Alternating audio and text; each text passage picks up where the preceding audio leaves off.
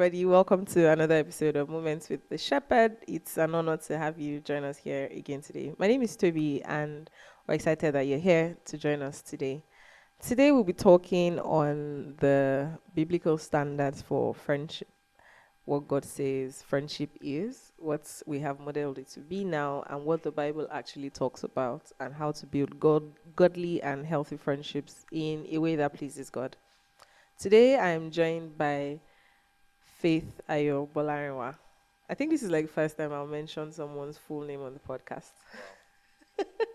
So today I'm joined by Ayo. Ayo is passionate about young people building um, great connections and moving their lives forward in a way that pleases God. So he seemed like the perfect person to bring to the episode today. So we're going to be talking a lot about some myths and some conversations that young people have. But yeah, we'll get into that in this episode. So I'm going to let Ayo introduce himself for a minute. All right, thank you so much for having me. It is a very great privilege to be on this podcast, and I so much believe, like you said, a lot of value to be dispensed in this short man of discussion. So, like she has said, I am Faith Ayo Bolarinwa, and by the grace of God, I am someone that believes in building people, equipping people with what I've gained so far to live in a life of purpose, purity, and making sure they become what God has destined them to be. So, I'm so blessed, so privileged to be here. Thank you so much. Thank you for joining us. So let's start with something easy. Yeah. Tell us your favorite friendship in the Bible. All right. My favorite friendship in the Bible is the most common one, but what I will mention is David and Jonathan. Same. David and Jonathan. Yeah, and it's just a perfect example of what I would call when God wants to help a man, he will send a man to a man. Right. And when the devil wants to destroy a man, right, he will send also a man to that man. So God wanting to help David made a place for Jonathan in his life.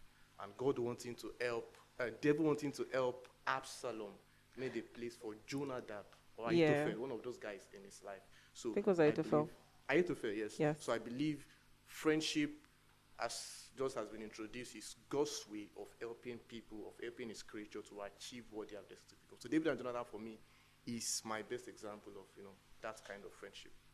You've mentioned like 4 people now: David and Jonathan, Ahithophel and Absalom. Ahithophel and Absalom. Yes. So from that story, or those stories, because there's 2 stories, what are some principles that you think should guide a Christian into understanding friendship in today's world? Because I want to believe, well, not like there's a lot of difference, but there's still like some nuances between what's going on now and what happened then.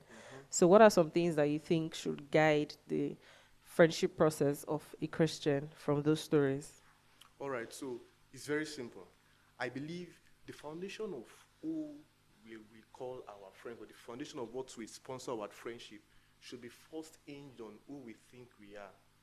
Because if I don't know who I am, then I don't know what I need. If you check Genesis 1, when God was talking to Adam, he said it's not good for man to be alone. And before he said that, he gave Adam an assignment. So he said, begin to tend this sheep, give them names. And after that, elaborate a person. I know that scripture has been explained so much in the light of marriage, but let's bring it to friendship. I believe God gave Adam a purpose first before he gave him a person. So ultimately, purpose precedes person. So when I know who I am, when I know what I'm called to do, when I know what I need, then that automatically determines who should and who should not be my friends. Because we are in a world whereby people just want to have people around them because of just having them sick. There is no genuine intention as to why this person is in my life. If we can take census of many youths today, you see people having 10, 15 friendship, 10, 15 people they call their friends, and they say, this is my friend, that is my friend. But at the end of the day, there is no substance as to which you can define what this person has done in my life. So if you ask me, I will not judge friendship by the quantity of friends, but by the quality of friends you have. And that for me is profound, right? The purpose precedes the person, right? So that for me is like the foundation. I believe we don't necessarily need to have hundreds or 200, 300 or 1,000 friends. I believe sometimes if it's just few people that God has placed around you, that your value align, they love you genuinely, and they desire your ultimate good, then why not latch into it? Pay the price, be responsible, because friendship is responsibility. Nobody wants a parasitic relationship, right? Yes. It has to be symbiotic. So, like I said, ultimately, purpose, God gave Adam a purpose, and after a purpose, He gave him a person. So, before any friendship, there must be a knowledge of my purpose, and purpose backs what I need in terms of my friendship. So, yes, that's it. That's a very that's a very deep answer, but yeah, that's actually a very good answer. So, you mentioned having quality over quantity of friendships. Yes. Today, there's people that people mix up the terms friendship and acquaintance. Like people don't know where to draw the line. Maybe someone you've met 2, 3 times, they say your friend, and I feel like a lot of people don't know the meaning of the term Yes. friendship or who a friend is. So can you help us differentiate between a friend and an acquaintance? So, I'll just answer that question from breaking the word into two. Okay. Friendship. Friend, Friend, and then ship, Ship, right? Yeah. And what is the purpose of a ship? A ship takes you to a destination, right? Okay. So understanding the difference between a friendship and acquaintances is as regards the destination of such relationship.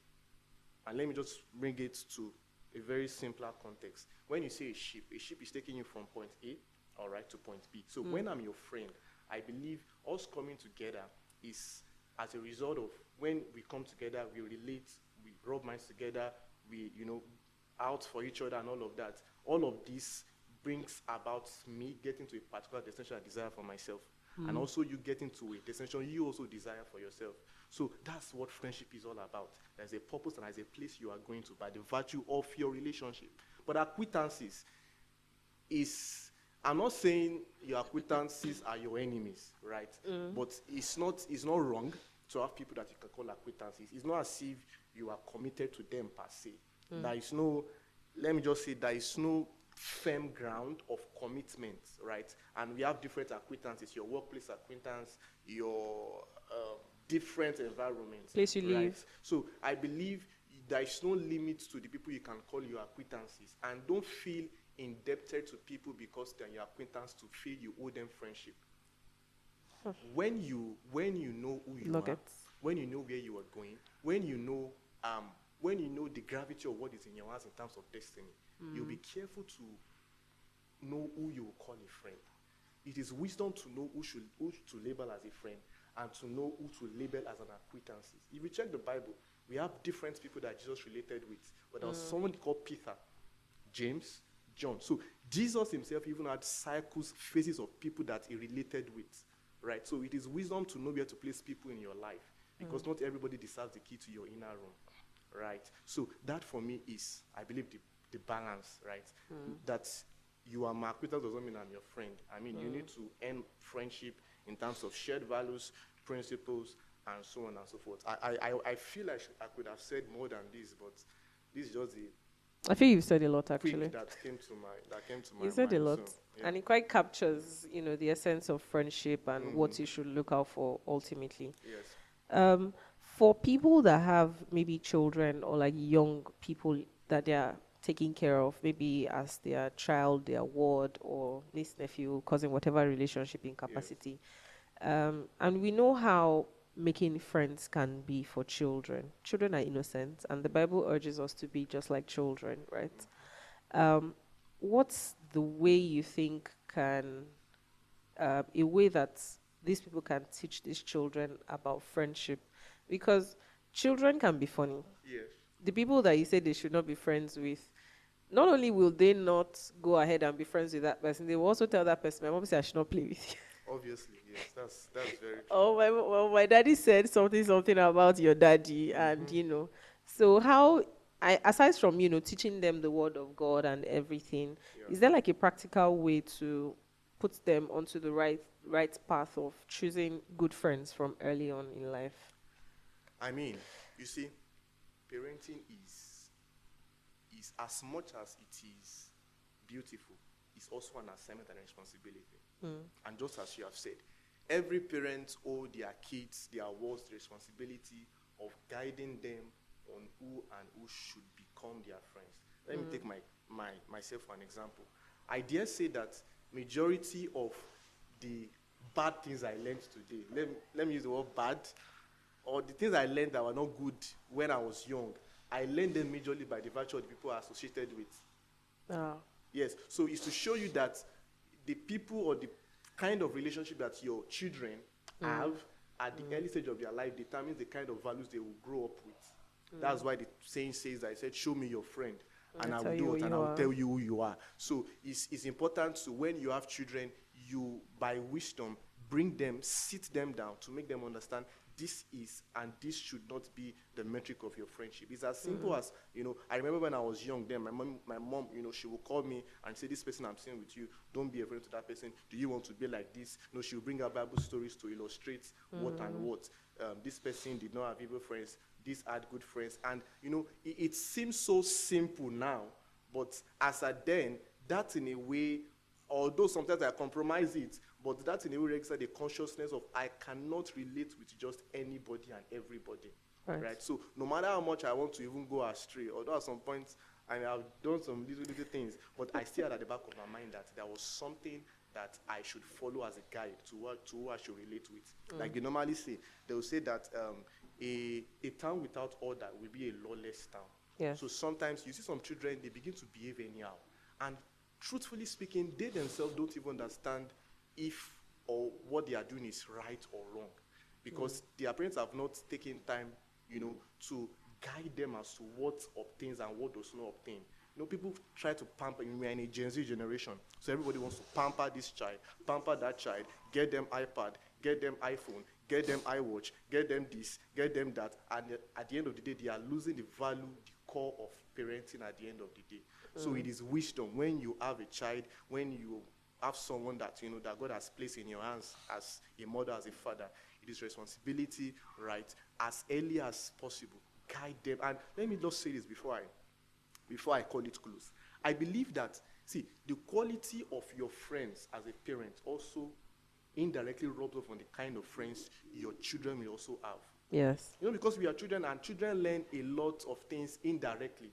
So when they see that the friend of my dad is an afagbo, or the friend of my mom is, you get what I'm saying? Yeah, so that's automatic. You don't need to call that child and say, sit down, don't get this kind of, automatically it has painted an impression in their mind that I can go to school and see a guy doing all sorts of things and become friends with them. Yes. So there are a lot of indirect lessons that we can pass also to our children by our relationships, right? So that for me is what I would say regarding that. Number one, consciously guide them as to the manuscript of friendship, and also let your life as a parent be a life that model good friendships to your words, right? So yeah, that's it.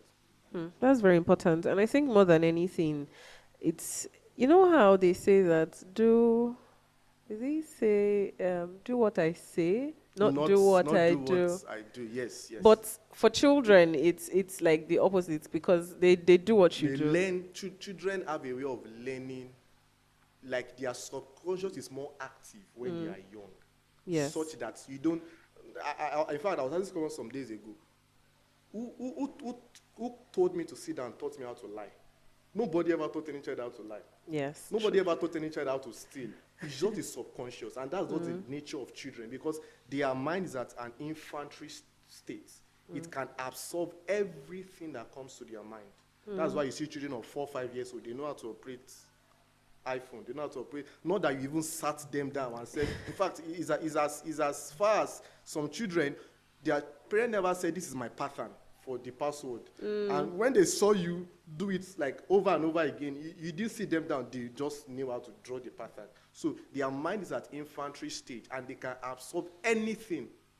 So you are the one to decide that particular thing. Whether it's junk, whether it's value, whether it's wisdom, it all depends on you as a parent.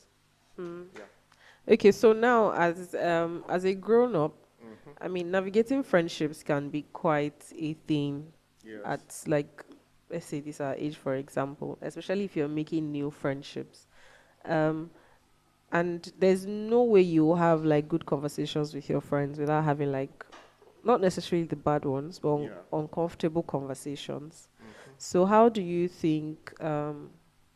I don't want to say older adults because we're not older adults, but people in our age group, say from like 20s to 30s, how do you um, think we can navigate having uncomfortable conversations without falling out of the friendship? Because a lot of people see um, an obstacle, or maybe you have a little issue in your friendship and then they see it as, yeah, we're quitting the friendship, we're calling it off, whatever it is, Yeah. throwing the water out with the baby. So how do you suggest that, you navigate that phase without risking the entire friendship? You see, I'll start by saying a lot of people just want only the sweetness of friendship, but they don't want the corrections of friendship. They don't want the value of friendship in terms of correction. And let me put it this way. I believe that if Yoruba will say that tí ọmọ ìyá méjì bá wọnú ilé, Yes. tó bá bára wọn sọ̀rọ̀, tó bá jáde, tó bá rẹ́rìn jáde, á jẹ́ kí wọ́n bára wọn sòótọ́ ọ̀rọ̀. We're going to need to translate this for you. It means when you have a friend that cannot confront you with wisdom at every point needed, then you are in a dangerous state as a friend.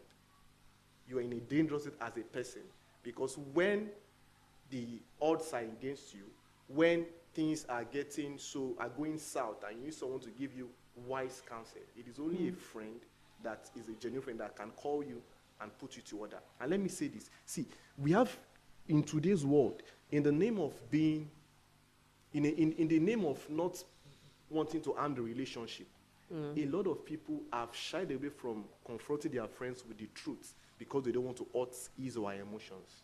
And that is why I believe if you have a friend that can tell you the real truth at every point in time, then you are lucky and you should cherish and nurture that relationship.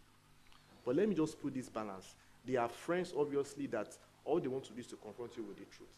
But none of them have paid the effort of also investing in you to make them know they love you. And sometimes when you not confront them with the truth, they begin to misconstrue your intention of telling them the truth. You know, have you had friends whereby, it is when you did not do something right that they will know, Yes. you should have done better. And you are like, who are you to tell me that? Because in the real sense, such a friend has not been there to praise you. So if you have not praised me for once in your life, then what makes you have the audacity to feel you can correct me? I'm not saying it has to be this all the time, because if you're a wise person, sometimes there are friends that have not praised you, but when they confront you, you can look beyond that and know what they are saying is for your good.